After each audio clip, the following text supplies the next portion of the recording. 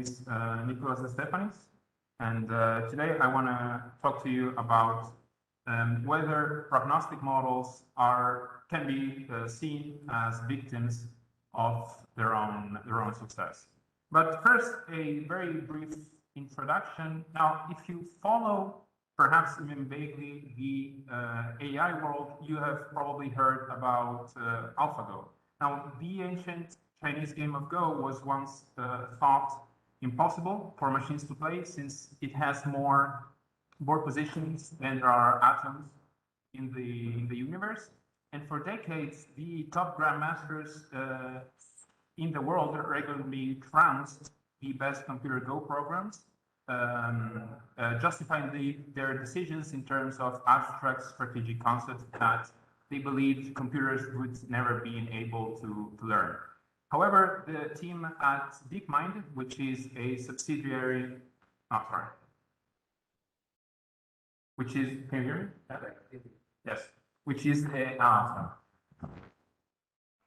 a subsidiary of Alphabet, a Google's parent company, believed otherwise, and they spent years collecting Go data from expert databases, tuning deep neural networks, architectures, and developing hybrid strategies, and honed against people as well as machines.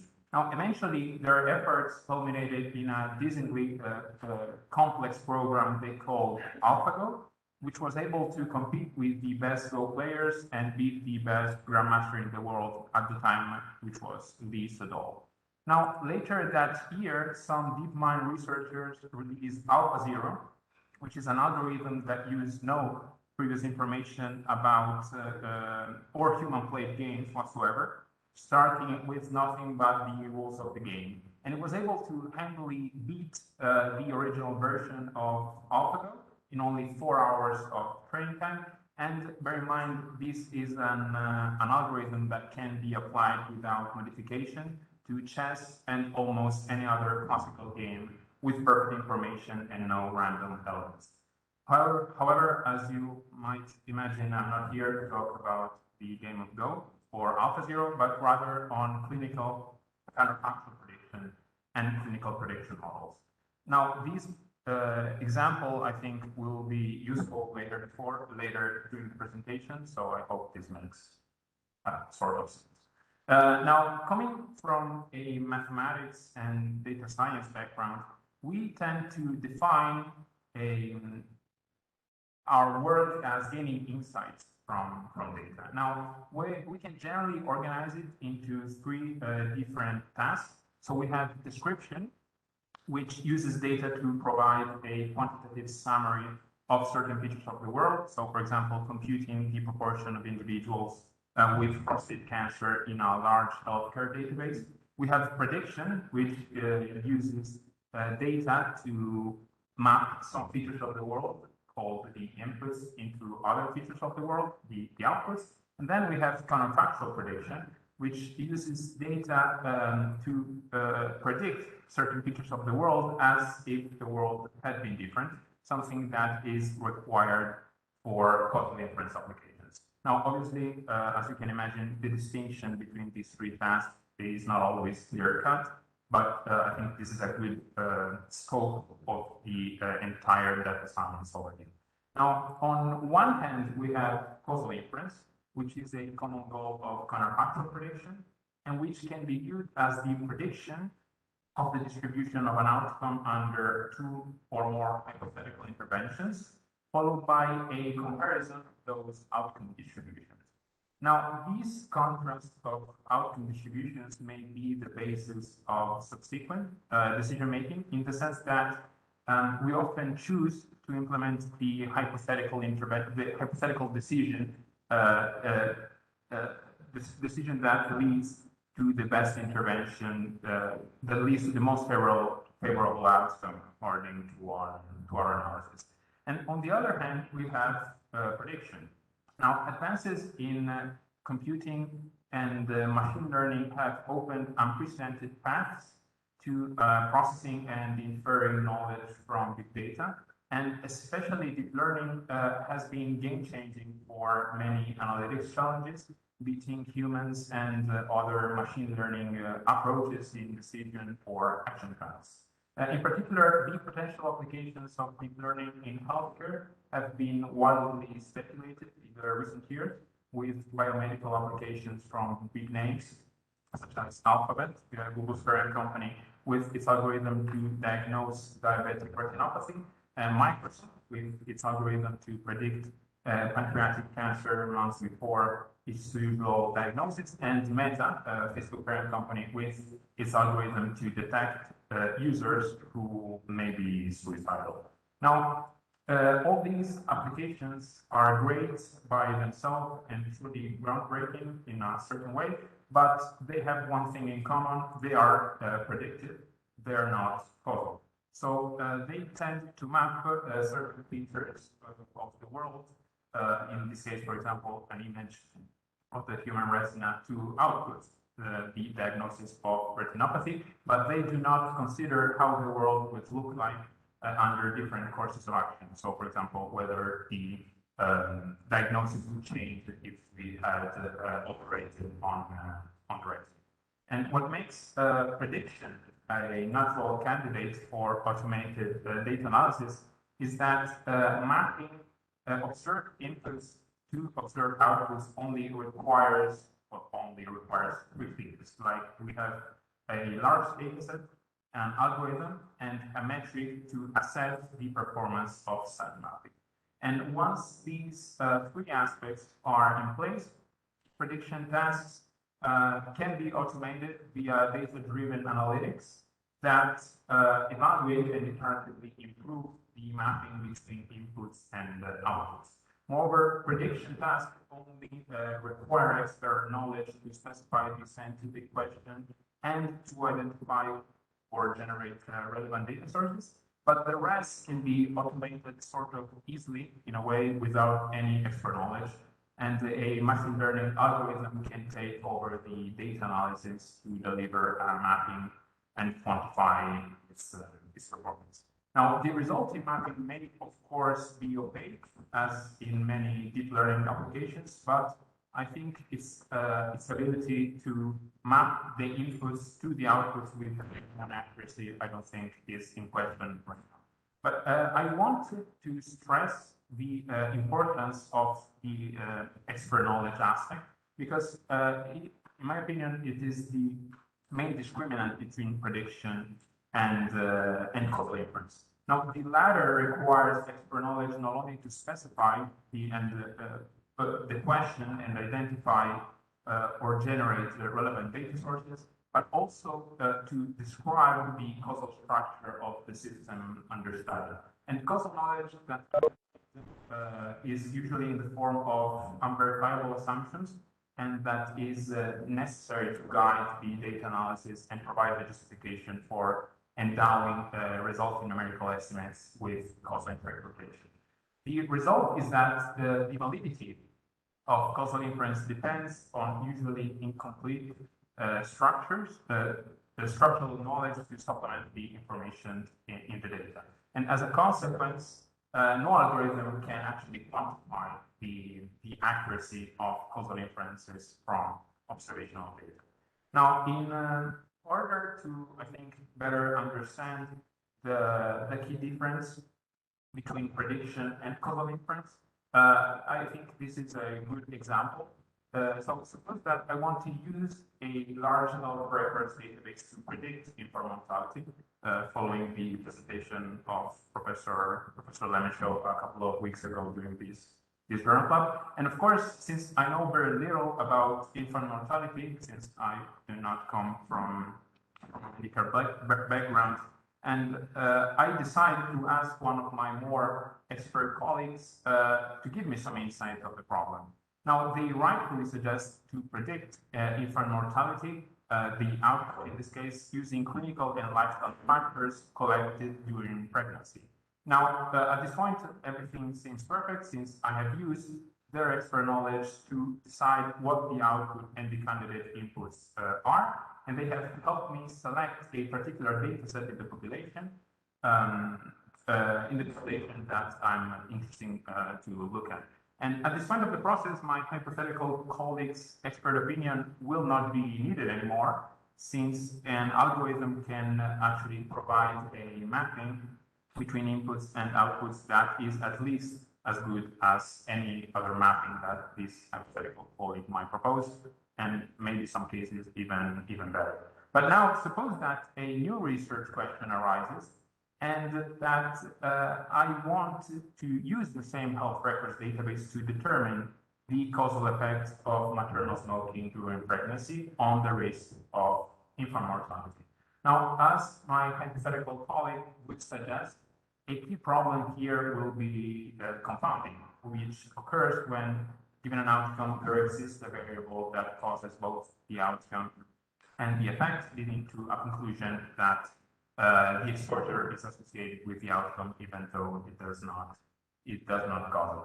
Hence, a causal analysis must identify and adjust for those confounding factors, which by definition are associated with both maternal smoking and infant mortality in this case, which means that I would need again to bother my hypothetical colleague. And however, as I think all of you are aware, not every factor associated with maternal smoking and infant mortality are confounders that should be adjusted. Since, for example, adjusting for birth weight results in a bias, often referred to as the birth weight paradox, where low birth weight babies from mothers who smoked during pregnancy have a lower mortality than those from mothers who did not smoke during pregnancy. So you kind of see where the problem is, where the problem is going. Now, in algorithm, and I would say an ignorant data scientist as myself, completely devoid of causal expert knowledge, we rely exclusively on the associations found in the data, and is therefore at risk of selecting features that increase bias. So the first thing that the first question that popped in my mind when I started looking at the subject was if I am completely useless, because as a data scientist, sometimes, I feel that, this was the first question that popped in my mind.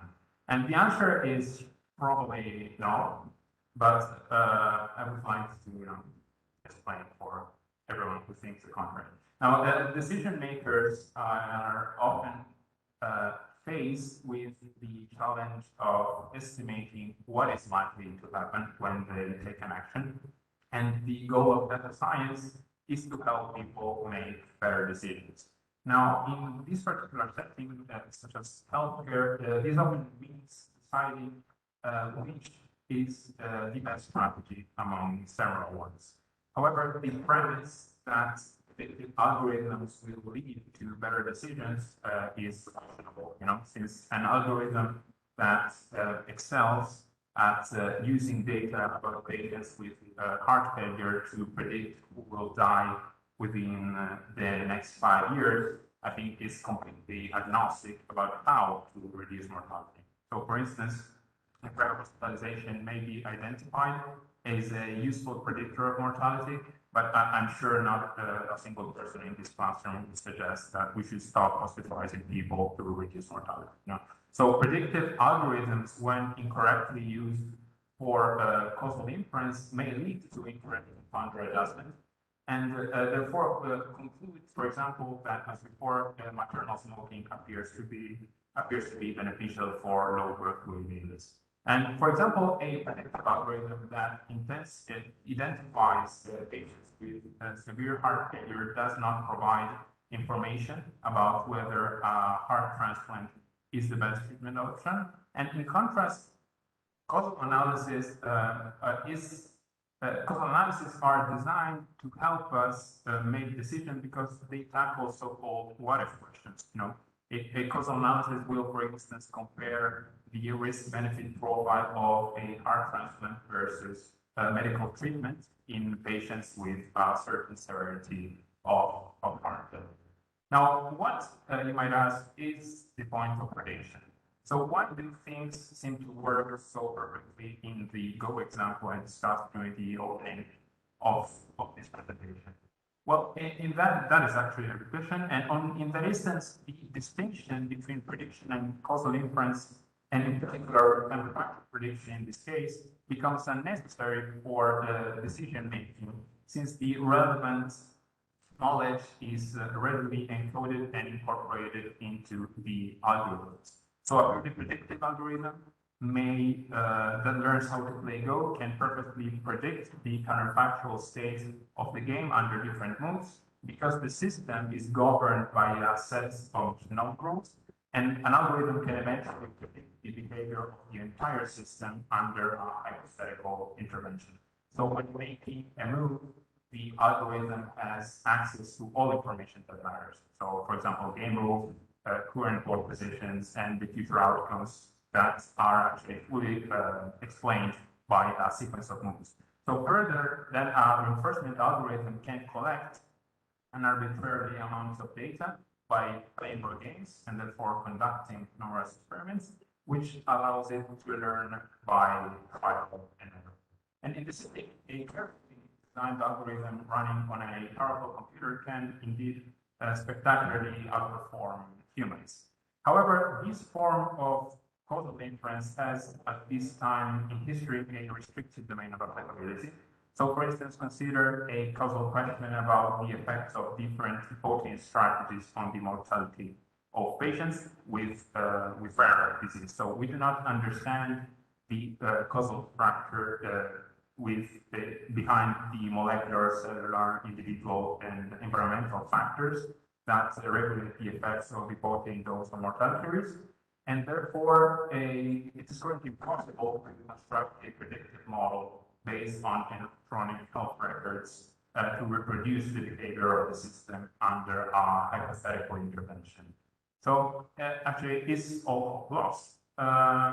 Well, as Leonard and his colleagues explained in this paper, models have a life cycle which is iterative and nonlinear. So first, we have the first stage begins with model development, updating, or validation, during which various modeling methods or features are collected, the missing data are handled, and the model's performance is validated.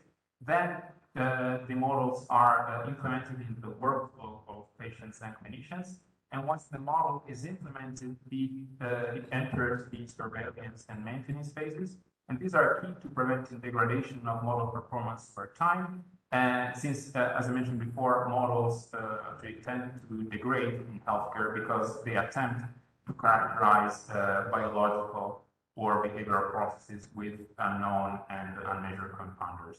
So this is something quite obvious, I think, because since known deterministic formulae rarely govern the processes practitioners attempt to model. So, in healthcare, we do not have simple equations like force equals mass times acceleration, and leaving those models vulnerable to changes in the processes they attempt to describe. So for this reason, the last portion of the model cycle is the implementation phase, during which the model is removed or replaced due to a change in workflow, information technology, or a combination of these factors.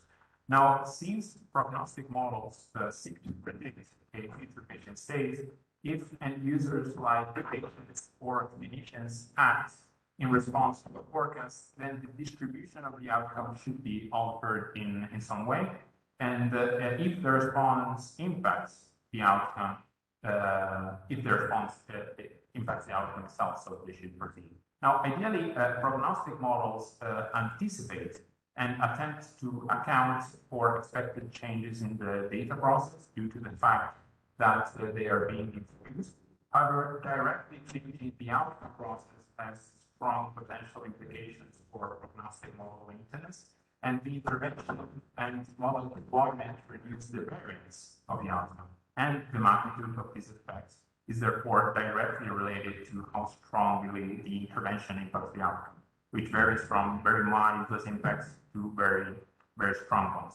So the variance, the dependent variable, is reduced as the model-directed interventions promote the desired outcome, and therefore, with fewer significantly poor outcomes, the distribution of such outcomes becomes more concentrated, and actions inspired by predictions may disrupt the association of predictors to outcomes. So for this reason, the successful use of a model results in its own decline in performance, and that is why, as they put in their paper, the model becomes victim of its own success. Now, one way that these issues could be addressed is through the use of counterfactuals. But before moving along with the actual core of this presentation, let me first introduce a simple motivating example for the use of counterfactuals and potential outcome frameworks. So imagine that you would like to investigate the treatment for a single patient and which plan should we choose going forward with only the history of a patient at our disposal. So we would, for example, know the drugs that he or she might have received, together with the values of certain markers that we might have collected over time. And now, standing here at the 5-year mark, we would ask ourselves, given what we have seen this far, how should we choose a treatment plan going forward? So is it possible to choose, for example, the best immunosuppressants for a given patient, since I imagine that different immunosuppressants have different side effects to different extents? So ideally, what you would love to do is estimate a trial for this individual. And for example, I could give the patient the immunosuppressant A and see what happens. Then I would give them the immunosuppressant B and see what happens. And I could even give the patient the immunosuppressant A twice to examine how many doses are the most effective. So I could do this multiple times, and for each time I get to observe what happens.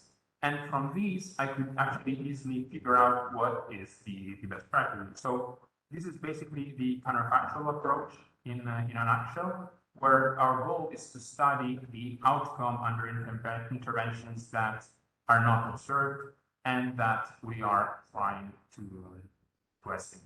So for some context, consider the following. Now, in general, causal inference, we compare usually mentally the outcome when an action A is taken versus the outcome when such action is withheld. So, for example, in a study on blood pressure, for each individual, we would conceptualize two alternative realities. One reality where the person does exercise, and another alternative reality where the person does not exercise. So, of course, we could only observe one of these alternative realities, but if we imagine to observe both, then computing the causal effects is very simple. And if the two outcomes differ, we usually say that an action A, so for example, exercising, has a causal effect on the outcome, which was calculating blood pressure.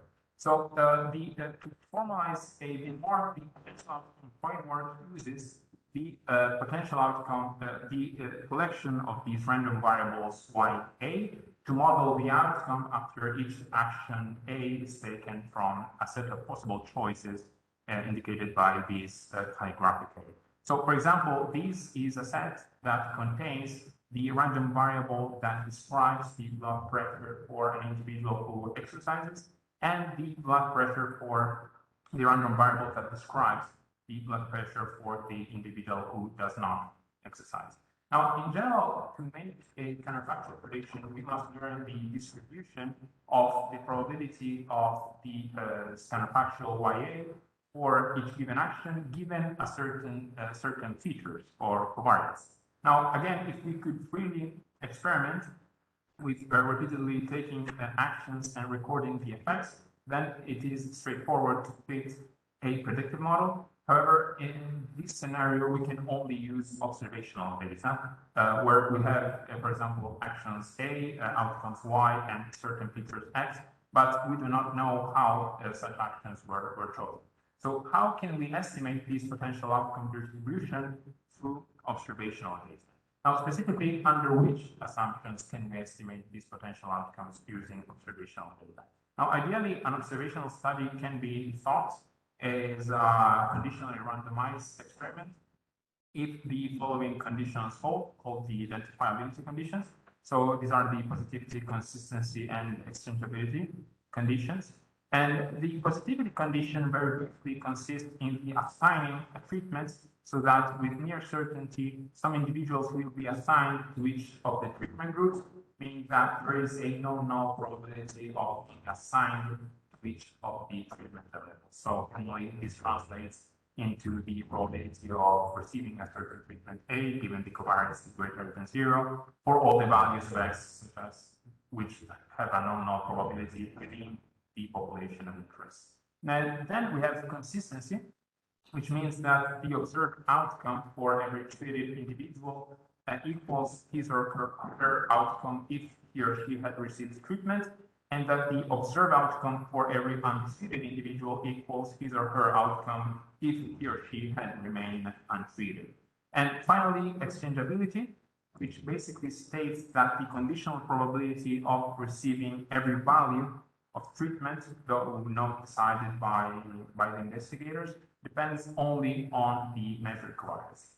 Now, randomization ensures that the independent predictors of the outcome are equally distributed between the treated and the untreated groups, and this is why exchangeability assumption is probably the most critical. Now, in the absence of randomization, there is no guarantee that conditional exchangeability holds, and even if it's held, investigators cannot empirically verify that it is actually the case. So they can only use their expert knowledge to enhance the plausibility of the conditional exchangeability assumption. And for example, they could measure many relevant variables X, and then assume that the conditional exchangeability is approximately true within the strata defined by the combination of those covariate variables X. However, unfortunately, of course, no matter how many variables are included in X, there is no way to test that the assumption is correct, which makes, of course, causal inference from observational data a risky task. Nevertheless, under these assumptions, if all these assumptions held, we could then estimate potential outcomes through observational data, as you can see here. So on the left, we have the distribution of the potential outcome conditional on the covariance, which is the thing we want to estimate. And then by means of the exchangeability and consistency assumptions, we can substitute the potential outcome with the observed variable by just learning the conditional distributions from observational data. Now, in order to build reliable models for decision support, Nicolas and Suchi proposed in this very interesting article a framework using learning objectives that predict counterfactual use in the potential outcome framework. Moreover, to support decision-making in temporal settings, they developed something called counterfactual Gaussian processes, or CGPs for simplicity, to predict counterfactual future predictions of continuous time trajectories under a sequence of actions. So if we take a step back and go to our initial example where we questioned which was the best scenario for a certain individual, I don't want you to think of variables as single values at a certain point in time, but rather as trajectories. So let's imagine that it's the trajectory we would like to prove what is the trajectory going to look like under a certain option A versus another option B. Now, in thinking about trajectory valued outcomes, we are thinking about modeling YT over a certain interval or interval 0 theta. And moreover, instead of modeling the trajectory under a certain treatment, we can think of generalizing this argument to modeling the distribution under a sequence of future interventions or actions indeed in the future. So they define an action as a tuple AT for an action type A and a time t at which such action is taken, and then generalize it to multiple actions inside these by means of this vector. So we now have this object that merges the two concepts, a collection of continuous time Gaussian processes defined over a sequence of actions. Now, in order to model these trajectory valued potential outcomes, Shulam and Suchi decide to model them through something called observational traces. Now, which are irregularly sampled sequences of actions and outcomes denoted by this calligraphic T, also accounting for the presence and absence of actions and outcomes respectively. So, for example, for the if individual and its jth point, we have a collection of time points, the value at each time point, and the action that was effectively taken at such time point. Now, here is a highlight of the roadmap on how they proceeded. So first, they established a probabilistic model over observational traces. Then they derived the maximum likelihood estimator in order to estimate these models from data.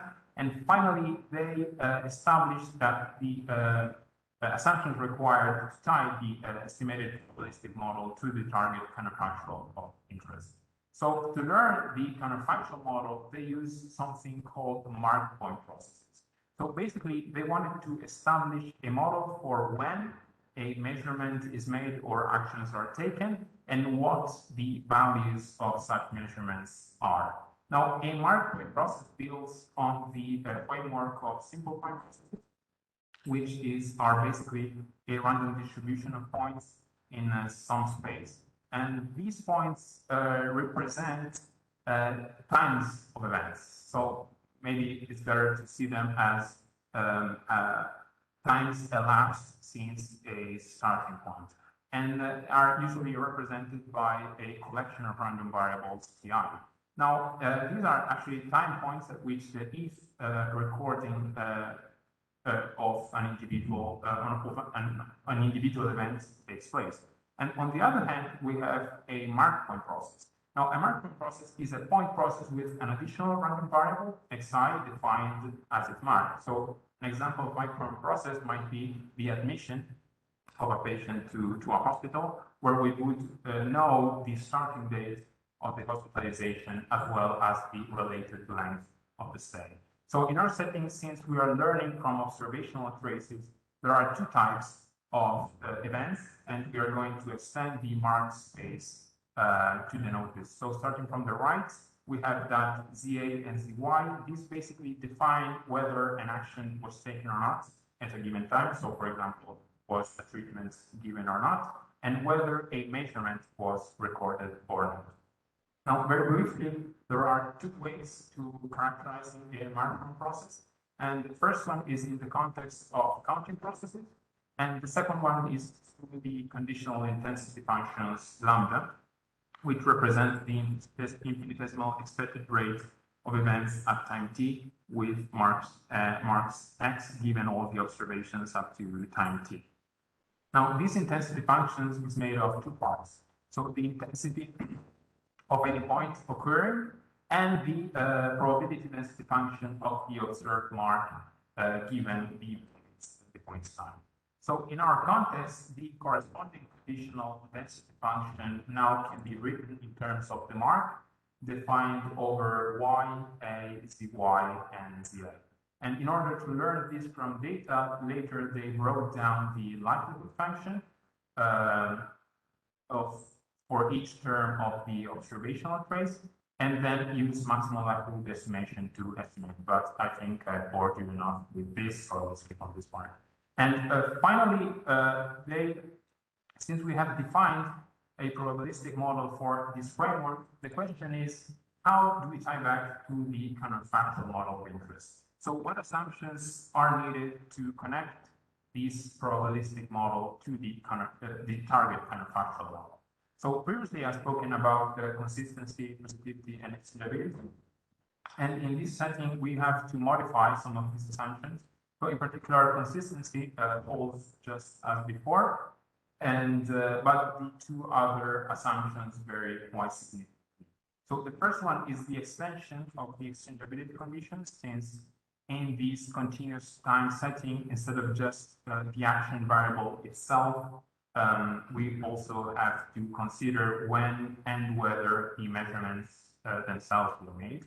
And this is basically true when the choice of when to measure and which actions to follow depend only on the observed data and the history of the patient. And on the other hand, for the third assumption, it is about non-informative measurement times. And in particular, I think the way to think about this intuitively, at least, is that the measured outcome at time t is an unbiased observation of the trajectory at that time, which guarantees actually that we are observing, that what you are observing is actually not selectively reported. So to review, what is the general take on their work? So they empirically demonstrate the use of counterfactual Gaussian processes on two decision support tasks. So first, they showed that the CGP can be used to make reliable risk predictions that are insensitive to the action policies using training data, which, as I mentioned before, is critical since an action policy can cause a predictive model fit using classical supervised learning to capture relationships between the features and the outcome that are difficult, that lead to a poor downstream decisions that are difficult to diagnose. And then they showed that the CGP can be used to compare counterfactuals and answer what-if questions by learning the effects of dialysis on creatinine trajectories using real ICU data and predicting counterfactual progressions under alternative dialysis. So, in conclusion, what do I think is the general take of this presentation? So basically, I think it goes down to the contrast between the cautious attitude of epidemiologists and the can-do attitude of computer scientists. So for what I could experience in these first months of my PhD, epidemiologists and statisticians tend to focus more on the relatively modest goal of designing observational study to answer narrow causal questions about the average causal effect of a variable, rather than, for example, trying to explain the causal structure of the entire system or to identify globally optimal decision-making strategy. So in the end, there is actually no one-size-fits-all approach in medicine. And the downfall of the approach of many mathematicians and computer scientists in general is that we often focus on systems governed by known laws. So hence sophisticated algorithms may suffice to develop unbeatable Go software and I don't know, self-driving vehicles, but causal inferences in complex systems need to rely on data analysis methods equipped with causal knowledge. So large amounts of data could make expert knowledge irrelevant for prediction and for relatively simple causal inferences involving games and, I don't know, some engineering applications. But expert causal knowledge is necessary to formulate and to answer causal questions in more complex systems. So maybe, therefore, in this scenario, taking 2 steps back and 1 step forward for making a decision, so it's not such a bad idea. And with this final thought, I want to thank you for your attention. And these are the references that I use for this presentation. And if you have any questions, I'm trying.